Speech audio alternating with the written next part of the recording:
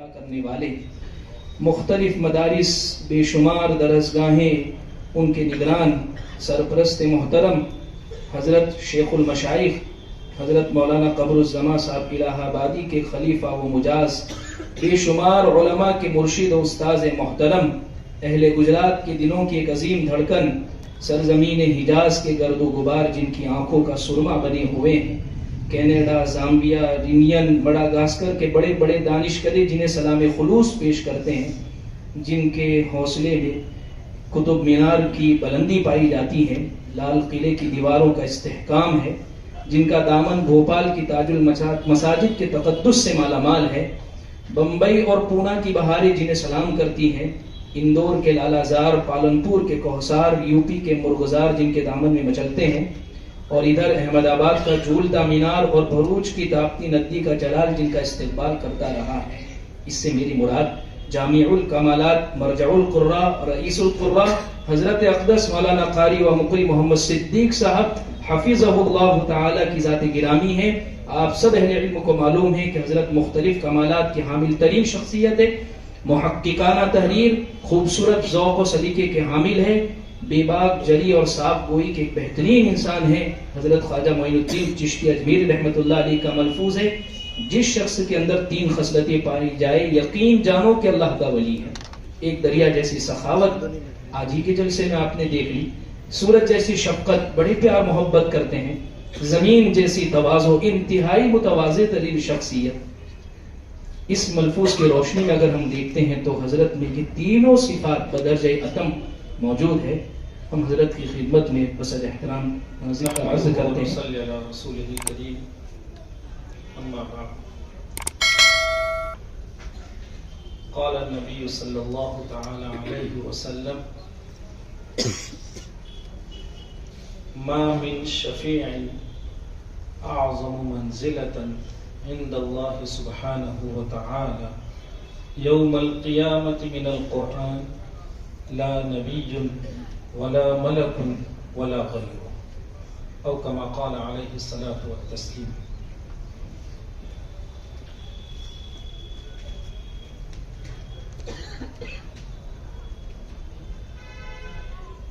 مسابقۃ القرآن الکریم کی بڑی ہی پاکیزہ مجلس میں موجود حضرات اکابر، حضرات علماء کرام،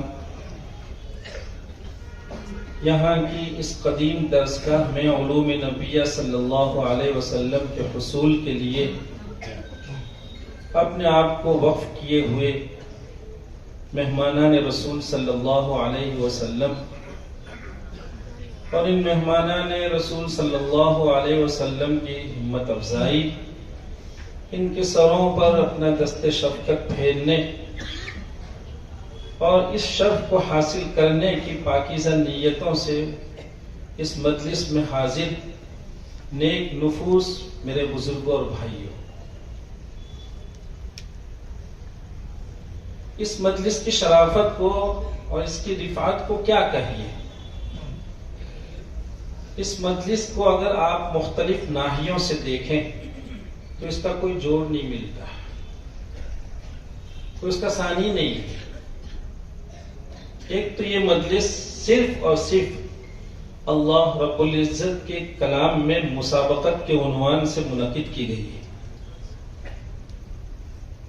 دنیا میں کیسے کیسے مسابقے ہوتے ہیں، کیا کیا لوگوں کو شوق ہے، اور حقیقت واقعہ یہ ہے کہ بہت بڑی دنیا ہے کہ جنہوں نے اپنے غلط قسم کے شوق کی وجہ سے اللہ رب العزت کی عنایت کردہ پاکیزہ قلوب کو گندا کر رکھا ہے۔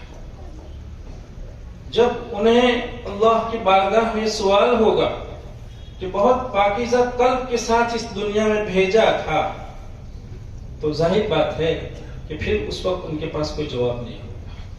لیکن یہ نفوس قدسیہ ہے ماشاءاللہ، یہ پاکیزہ قلوب لوگ ہیں جو اللہ تعالیٰ کے کلام کی نسبت پر اتنی دیر سے اللہ کے اس گھر میں جمع ہے۔ سچ یہ ہے کہ ایسے نیک مجمعے کی قسمت کو کہنے کے لیے عبارتیں ناکافی ہوا کرتی ہیں، عبارتیں ناکافی ہوتی ہیں۔ شب جمعہ ہم کہہ رہے تھے کہ اس مجلس کو آپ کئی اینگل سے دیکھیں، کئی ناحیوں پر آپ نظر رکھیں۔ شب جمعہ کتنی بابرکت شب ہے، سارے لوگ اس شب کے ہفتے بھر متلاشی ہوتے ہیں کہ وہ شب آئے گی، بارگاہ خداوندی میں اپنا کچھ دکھرا سنائیں گے۔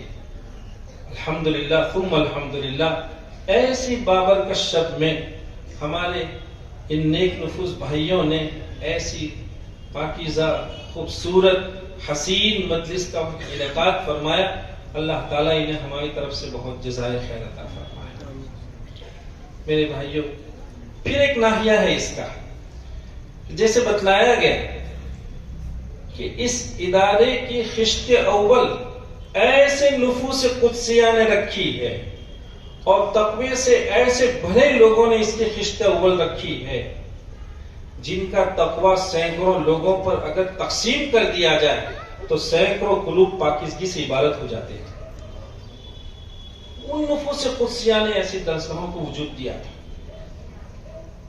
ہاں، اس موقع میں ہمیں تھوڑا اپنا مطالعہ بھی کرنے کی ضرورت ہے، اللہ تعالیٰ سے معافی مانگنے کی بھی ضرورت ہے کہ ایک ایسا درخت، یہ ادارہ، یہ صدقہ جاریہ تھا، جن نفوس نے ان ادارے کو وجود بخشا تھا اور جن لوگوں نے اپنے گھاڑے پسینے کی کمائی سے ان درسگاہوں کو قائم کیا تھا، وہ دراصل صرف امت کی تعمیر، اس کی تربیت اور اس کی دینی ترقی کے لیے نہیں، وہ ظاہر بات ہے لوگوں کے لیے صدقات جاریات کی حیثیت سے درسگاہیں ہوا کرتی۔ یہی صدقہ جاریہ ایک دور تھا جب یہ درخت برگ و بار سے عبارت تھا، اس پر پتے بھی اتنے تھے اور اس پر پھل بھی اتنا ہی آ رہا تھا، لیکن پھر نہ معلوم قدرت کو کیا منظور ہوا۔ اللہ تعالیٰ ہماری غفلتوں کو معاف فرما دے، اور اس سے کسی بھی طرح کی ہماری طرف سے کوئی بے توجہی ہوئی ہے تو اللہ تعالیٰ معاف فرمائے کہ اس پر کچھ خزاں کا وقت آیا ہے، اس کی آبیاری کا شوق نہیں ہوا، لیکن الحمدللہ ثم الحمدللہ، صبح کا کھویا اگر شام واپس آ جاتا ہے تو کھویا نہیں کہلاتا۔ اللہ تعالیٰ آپ کو جزائے خیر عطا فرمائے کہ آپ نے پھر اس درسگاہ کو وہی رونق بخشنے کے لیے عزم کیا ہے۔ اللہ تعالیٰ سب کے اس عزم کو دوام نصیب فرمائے، سب کے عزم کو دوام نصیب فرمائے۔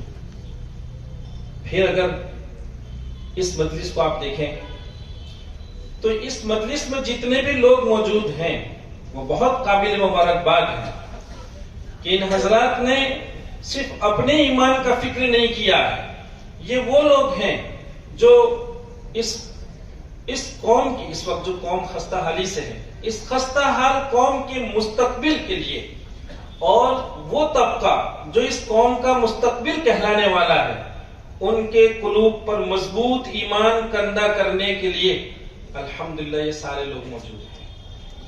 میرے بزرگوں اور بھائیوں، آپ جب ان بچوں کو انعام سے نواز رہے تھے تو ہمارے دل میں بات آ رہی تھی، پیسہ دنیا خرچ کرتی ہے، ریسٹورنٹ میں ہزاروں روپیہ خرچ ہو جاتا ہے، تفریحات میں کتنا خرچ ہو جاتا ہے، جوؤں میں خرچ ہوتا ہے، نہ معلوم کیسی کیسی جگہوں میں لوگ پیسہ خرچ کرتے ہیں۔ اللہ کے یہاں اس کا کوئی جواب نہیں بنے گا، لیکن کیا مختلف طبقہ ہے یہ کہ یہ اپنی ان معصوموں کو سن کر مارے خوشی کے وہ اپنی جیب کو اندیل دے رہے تھے۔ یہ وہ پیسہ ہے انشاءاللہ ثم انشاءاللہ کہ یہاں کا ایک روپیہ نہ معلوم جنت میں کیا قیمت آپ کو دلائے گا، اس نے کیا بدلہ دلائے۔ اللہ تعالیٰ بہت جزائے خیر عطا فرمائے۔ اپنی قسمت پر جتنا ناز کرے کم ہے۔ آپ نے دیکھا کہ آپ کے بچوں میں کیسی صلاحیت ہے۔ یہاں سے ایک بچہ آتا، ہمارے حضرت قاری صاحب اپنے بہت نپے تلے تاثرات میں بڑی اچھی گفتگو فرما رہے تھے، کہہ رہے تھے کہ ان کے اساتذہ نے ان کو جو ہے وہ ایسا تیار کر رکھا ہے کہ وہ بڑے اعتماد اور جرأت سے، تو ہمارے دل میں بات آ رہی تھی کہ احمد آباد کے لوگوں کو اور بہت ساری محنتوں کی ضرورت تو ضرور ہوگی، دیکھیں شاید جرأت کی محنت کرنے کی ضرورت نہیں ہے. احمدآباد کے لوگ شاید وہ ایسے بھی ماشاءاللہ جدید مبارک بہت ہونا چاہیے, جرأت ہونی چاہیے. ہمارا ایک بھی بچہ ایسا نہیں تھا جس کو شاید ہمارے حکم حضرات نے جرأت میں ایک آدھ نمبر کم دیا ہو, اللہ اعلم, ایسا نہیں تھا. بہت اچھے ماشاءاللہ. جب ہمارے کانوں میں ایسے عمدہ ہیرے موجود ہیں, کیا ہے کچھ ذرا سے ان کو راہ دکھلانی ہے, اور ہمیں خوشی ہوئی کہ یہ بچے کوئی SSC میں ہے, کوئی 9ویں میں ہے, کوئی اور اوپر میں ہے, اور کچھ وقت کے لیے ان درسگاہوں میں آتے ہیں. کتنی اچھی تربیت پائی. میرے بھائیوں, جو قوم تعلیم کی راہ اپناتی ہے, جس قوم نے اپنے مستقبل کو تعلیم کی راہ دکھلائی ہے, وہ قوم نیک امیدیں کر سکتی ہیں اور ان کو اپنے اچھے استقبال کی امید کرنے کی اجازت ہے. باقی جو قوم تعلیم سے دور ہو جاتی ہے, جس قوم میں اسراف ہوتا ہے اور جس قوم میں برائیاں ہوتی ہے, پھر اسے کسی بھی اچھے استقبال کے تصور تک کی اجازت نہیں ہوتی. بہت اچھا خطہ آپ نے اپنایا ہے. مجھے جب یہ اعلان ہو رہا تھا کہ یہ بچے SSC میں ہیں اور ماشاءاللہ اتنی اچھی قرات کر رہے ہیں, تو مجھے یاد آیا 1986 میں علی گڑھ یونیورسٹی میں ایک سیمینار تھا, اور اس سیمینار میں ہمیں ایک مقالہ, ایک عنوان دیا گیا تھا کہ اس ملک میں قرات کا فن کب آیا, ہندوستان میں علم قرات. ایک سیمینار تھا, اس میں ایک مقالہ لے کر ہمیں جانا تھا. ہم گئے, سیمینار ختم ہوا, اس کے بعد ایک مجلس منعقد ہو رہی تھی. ملک سے اچھے لوگ آئے تھے ماشاءاللہ,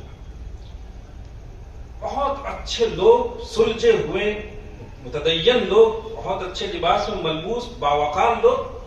بڑا اچھا مجمع بیٹھا ہے, اور عین اس مجمع میں ایک ایسا شخص داخل ہوتا ہے جو کوٹ پینٹ پہنا ہوا ہے.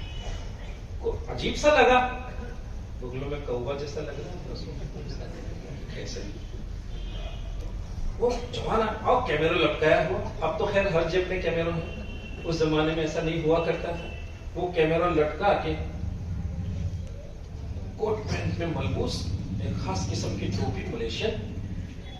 میں نے دیکھا کہ جوان آ رہا ہے, اور اس اللہ کے بندوں کی معلوم نہیں ہے کہ یہاں اتنے باوقار اور اتنے سلجھے ہوئے لوگ موجود ہیں. یہاں تو چال بھی عجیب ہونی چاہیے, بہت متوازنہ چال میں آنا. وہ ایک اپنی مستی میں آ رہا تھا, لیکن جیسے ہی وہ قریب ہوا تو کئی لوگ کھڑے ہو گئے اور بڑے اکرام سے ان کو اسٹیج پہ جگہ دی. کچھ دیر ہوئی, مجلس کا آغاز ہونا تھا, مجلس شروع ہونی تھی, تو ان سے تلاوت کو کہا گیا. جوان تلاوت کو کہا گیا. میرے بزرگوں اور بھائیوں, اللہ گواہ ہے, ایک لفظ زائد نہیں کہوں گا. میں ان کی قرات کو دیر تک بالکل سامنے بیٹھا تھا, دیر تک سنتا رہا.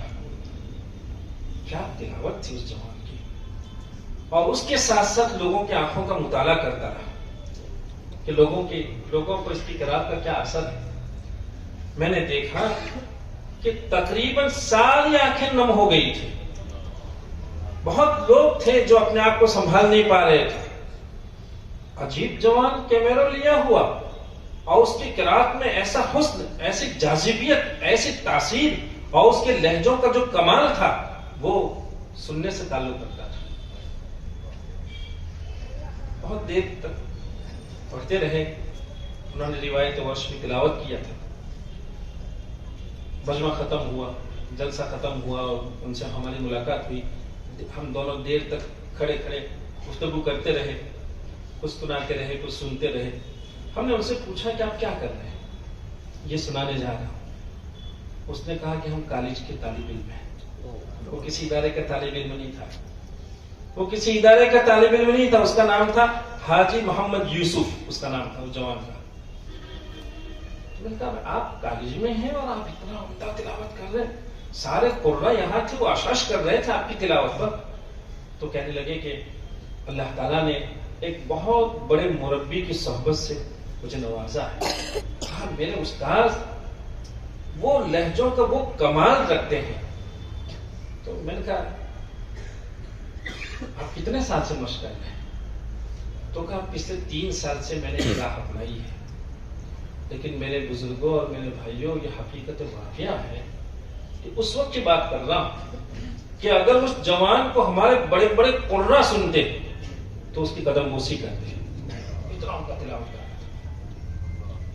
اس لیے یہ ضروری نہیں ہے، اللہ کے کلام کی راہ جو بھی اپناتا ہے، جو بھی اس راہ میں کوشش کرتا ہے، اس میدان میں جو بھی چلتا ہے، اللہ تعالیٰ کے یہاں کسی کی محنت کبھی ضائع نہیں ہوا کرتی ہے۔ لا اضيع عمل عامل، محنت ایک وہ تو آدمی کر کے دیکھے۔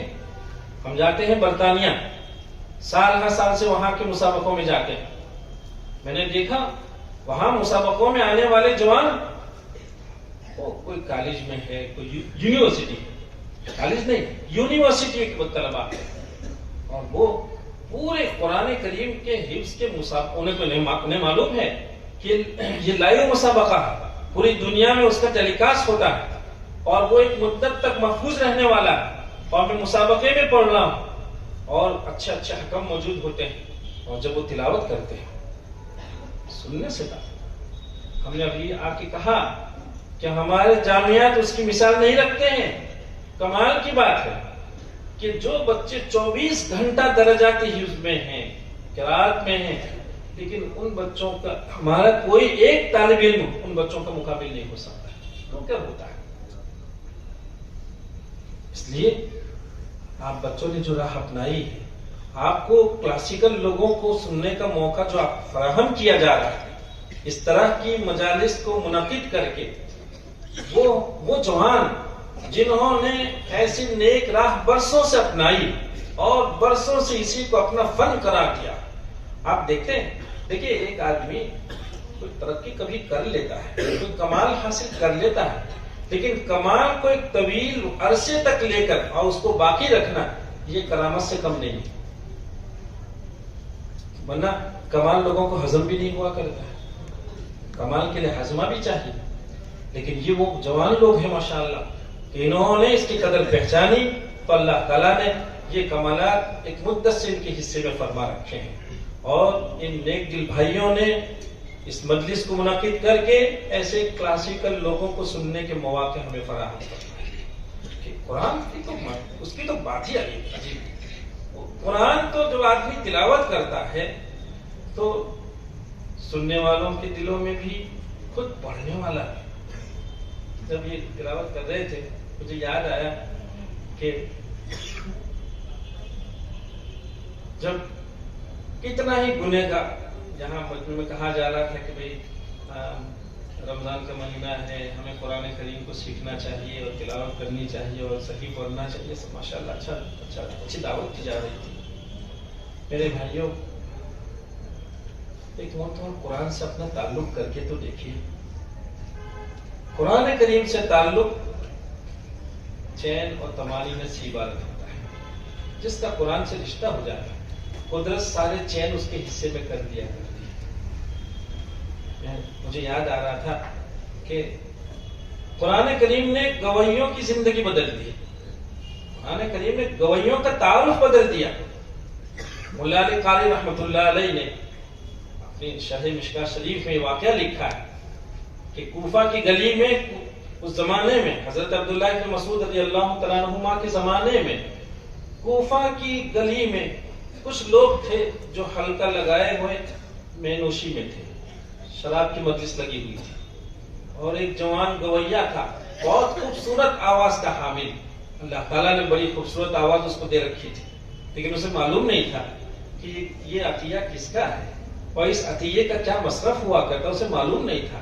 وہ تو زر کمائی کے لیے، تھوڑا پیسہ حاصل کرنے کے لیے وہ شرابیوں کی مجلس کو اپنے بہت عمدہ گلے سے وہ گرما رہا تھا، مستی بھر رہا تھا، اس میں شراب میں خود مستی، پھر آواز ان کو اور مست کر رہی تھی، پھر اس خوبصورت آواز سے جو عشقیہ اشعار تھے وہ اور مستی میں اضافہ کر رہے تھے۔ حضرت عبداللہ بن مسعود رضی اللہ تعالیٰ عنہما کا وہاں سے گزر ہوتا ہے، دیکھا میں کوئی جوان ہے، اس کی کیا خوبصورت آواز ہے، لیکن یہ اللہ کا بندہ ہے جو اپنی اتنی خوبصورت آواز، اتنی عجیب و غریب نعمت کو اس طرح ضائع کر رہا ہے۔ آپ نے کچھ دیر تک اس کو سنا، لیکن سننے کے بعد پھر آپ اس کو یہ کہتے گئے، فرماتے گئے ما احسن هذا الصوت، کہا بھائی قدرت نے اس کو کیا عمدہ آواز دے رکھی ہے، ما احسن هذا الصوت لو كان بقراءة القرآن كان احسن،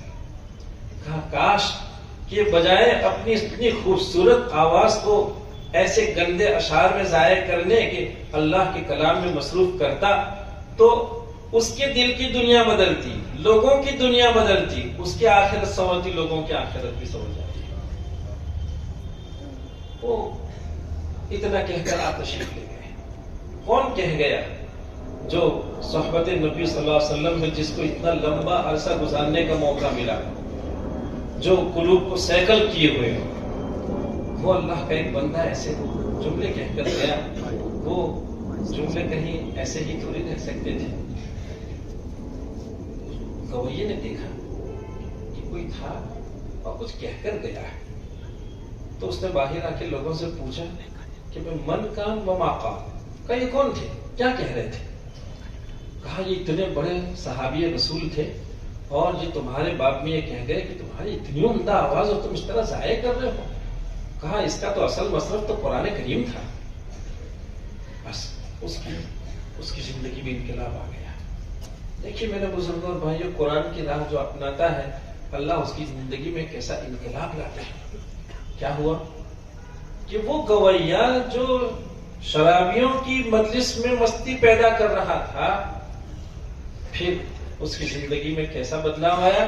حضرت عبداللہ بن مسعود رضی اللہ تعالیٰ عنہ کی خدمت میں اپنے آپ کو ڈال دیا، ان سے علم حاصل کرنا شروع کیا، حدیث نقل کرنی شروع کی، اور آج حضرات محدثین علیہم الرحمہ یہ احادیث کو نقل کرتے ہوئے اس گویے کو بھی سند میں بیان کرتے ہیں۔ کون تھا؟ گویا تھا، لیکن چونکہ اس کے پاس صلاحیت تھی، اس کی صلاحیت کو صحیح رخ دیا۔ اگر ہم نے ہمارے ان بچوں کو یہ صحیح رخ نہیں دیا تو ممکن ہے کہ یہ خوش آواز بچے کل دوسرے کوئی شوق میں ہوتا، دنیا دیکھتی ہے، ایسا ہو رہا ہے دنیا میں۔ بہت مختنم ہیں آپ ماشاءاللہ، ہم آپ کی قدر کرتے ہیں، آپ کو دل سے مبارکباد پیش کرتے ہیں، اور آپ نے اس مجلس میں جن عزائم کا اظہار فرمایا کہ آئندہ انشاءاللہ ہم ترتیل کی راہ بھی اپنائیں گے اور یہی مشن ہم چلائیں گے۔ اللہ تعالیٰ آپ کی خوب مدد فرمائے، خوب مدد فرمائے، غیر سے آپ کی خوب تائید ہو، اور اس کے ساتھ ساتھ آپ نے اپنی جس عقیدت کا اظہار فرمایا، سچ یہ ہے کہ میں ایک طالب علم ہوں اور آج بھی واقعتاً طالب علم ہی ہوں، کوئی حیثیت نہیں ہے، تھوڑی سی عمر کا فرق ہے، ورنہ آپ کا ایک بھائی ہوں۔ میرے بھائیوں، ہم جب بھی کسی درسگاہ میں جاتے ہیں تو کبھی مہمان بن کے نہیں جاتے ہیں، کبھی نہیں جاتا ہوں۔ جب بھی کسی درسگاہ میں مجھے یاد کیا جاتا ہے جاتا ہوں تو معاون بن کے جاتا ہوں۔ یہ تو اپنے گھر کے لوگ، ہم تو اپنے گھر میں آئے ہیں، گھر کا آدمی گھر میں تھوڑی مہمان ہوا کرتا ہے۔ میرے بھائیو، اللہ گواہ ہے، ہم مہمان نہیں ہیں، ہم قرآن کریم کی نسبت پر آپ کے تعاون کی امید سے اور اسی نیت سے یہاں حاضر ہوئے ہیں۔ دعا کیجیے کہ اللہ تعالیٰ اس مجمع کے ہر کسی کو قبول فرما لے، اور ہمارے اس مل بیٹھنے کو اللہ تعالیٰ ہمارے میزان عمل میں فرمائے کہ یہ نیکیاں کچھ ہمارے حصے میں آ جائے اور وہاں ہمیں کام آ جائے۔ پھر ایک مرتبہ مبارکباد پیش کر کے اپنی گفتگو کو ختم کرتا ہوں۔ وآخر دعوانا ان الحمد للہ رب العالمین۔ مختصر بسم اللہ الرحمن الرحیم۔ الحمد للہ